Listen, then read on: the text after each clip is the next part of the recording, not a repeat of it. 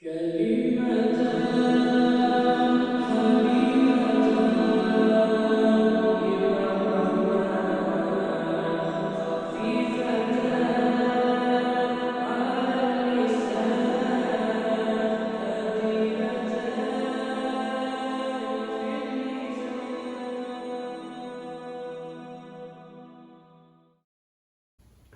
عليكم ورحمة الله وبركاته. الحمد لله رب العالمين.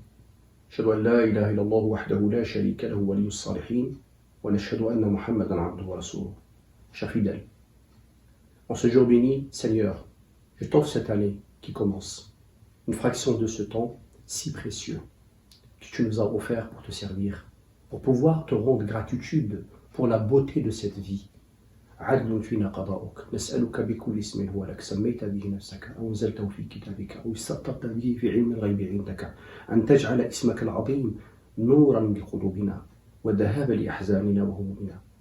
Ne te demandons pas le décret sur nous et juste par les noms qui t'appartiennent, avec lesquels tu t'es nommé, ou tu as enseigné à tes créatures, ou bien tu as gardé secret dans ta science. Nous te demandons de rendre ton nom le printemps de nos cœurs, la lumière de nos poitrines, la dissipation de nos tristesses et la fin de nos soucis. La ilaha illa anta al-azim al-halim.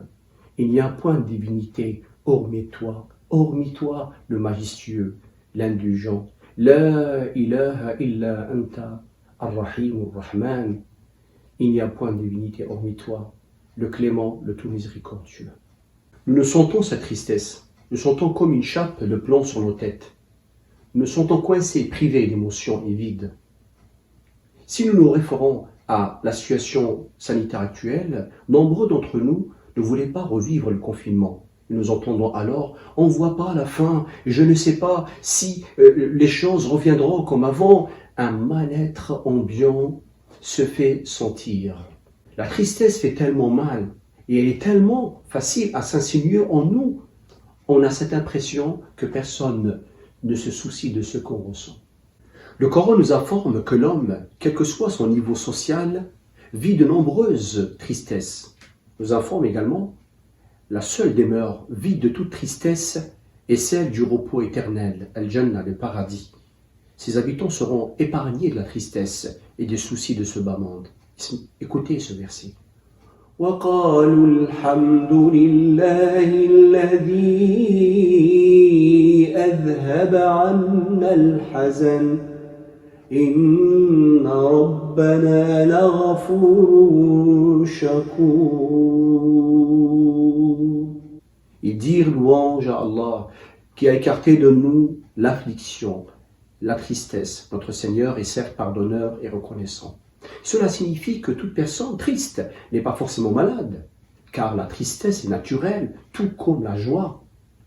Pour chercher des solutions aux raisons de leur tristesse, certaines personnes prennent le mauvais chemin, où ces sentiments s'aggravent, notamment tuer le temps devient une obsession, la télé, l'internet, l'alcool, etc. Certains musulmans trouvent facilement des boucs émissaires en s'adonnant au charlatanisme, aux superstitions. Ces charlatans eux-mêmes sont nombreux, sont malheureux dans leur vie. Certains délaissent le Créateur et cherchent le soutien auprès de ses créatures.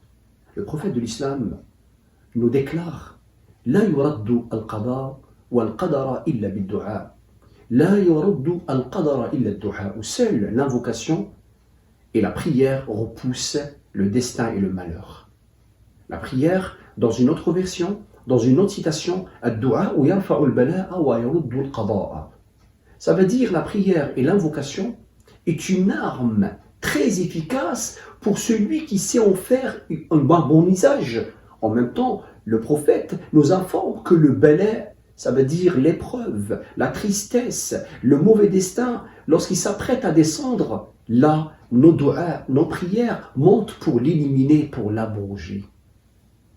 Le Coran nous relate la plainte du prophète Jacob, doublement victime de la trahison de ses enfants et la perte de son fils Youssef Joseph. Il nous a montré, à travers son expérience et son combat intérieur, que la foi et l'espérance nous offrent la capacité de changer. Certes, une immense tristesse l'a envahi à l'intérieur. Il a eu le sentiment d'être seul, comme tout être humain. Malgré cela, il n'a jamais perdu la foi et l'espérance. Écoutez ce qui déclare le Coran. إنما أشكو بثي وحزني إلى الله وأعلم من الله ما لا تعلمون. Je ne me plains qu'Allah de mon déchirement et de mon chagrin, et je sais de la part d'Allah ce que vous ne savez pas. Dieu t'offre la capacité de changer réellement. Il peut t'aider à vaincre cette tristesse, cette sensation de dépression, à prendre un nouveau départ dans ta vie. Tu le sais pourquoi? Parce qu'il est vrai, parce qu'il est réel, parce qu'il vient souvent dans ta vie pour prendre place à ta tristesse, à toi, mais tu le refuses à chaque fois. S'il est Hayyu Qayyum, le vivant, l'omnipotent, c'est pour toi. S'il est le Basit, celui qui étend sa générosité, c'est pour toi. S'il est le Rafi', s'il est le Basit, s'il est le Latif, le bienveillant et le bon, c'est pour toi. C'est pourquoi invoque-le avec ses meilleurs noms. Il est à ton écoute. Inna Allah wa malaikatahu yusalluna 'alan nabi. يا أيها الذين آمنوا صلوا عليه وسلموا تسليما. اللهم صل على سيدنا محمد.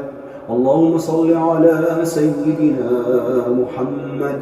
اللهم صل على سيدنا محمد.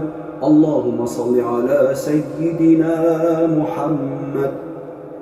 بحق سبحان ربك رب العزة عما يصفون وسلام على المرسلين والحمد لله رب العالمين.